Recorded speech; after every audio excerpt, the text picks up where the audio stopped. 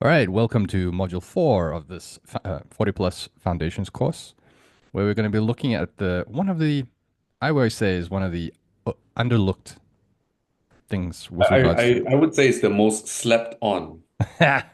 Excuse me. I should have used that. Maybe we should try and learn how to edit videos and then we can go back and rather instead put that one in there. Yeah. But yes, it's something slept on, as we put it here, and that is the concept of rest and recovery.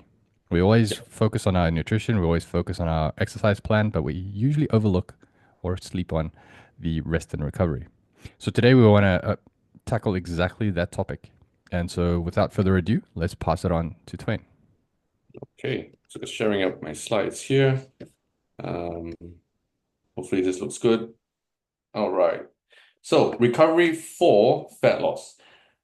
This is basically a quick guide on how you can boost your recovery so you can actually lose fat quicker. And as Mike already mentioned, a lot of people tend to sleep on recovery.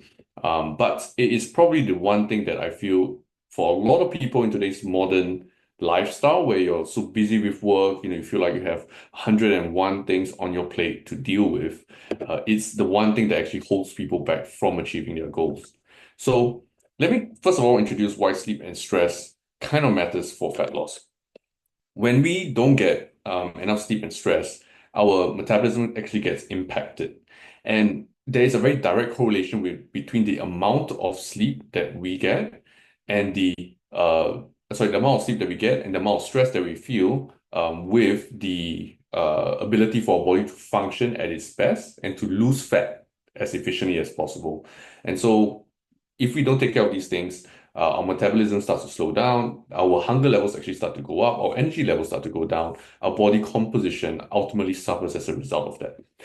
For a lot of people over 40, I get that, look, everybody has families, a lot of obligations, probably like mid-career, kind of really at a high level in your career. And so many people that we talk to or we work with actually struggle with disrupted sleep, and very much, an increased level of stress.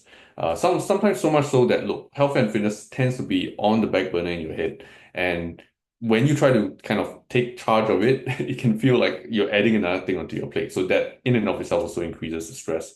But managing both is actually the key to getting efficient results, especially if, you're not just over 40, but let's say you're a woman over 40 and you are kind of going to be approaching that menopausal stage of your life. It's more than vital at this point to try to get all these things in order so that you can actually go through that transition really smoothly.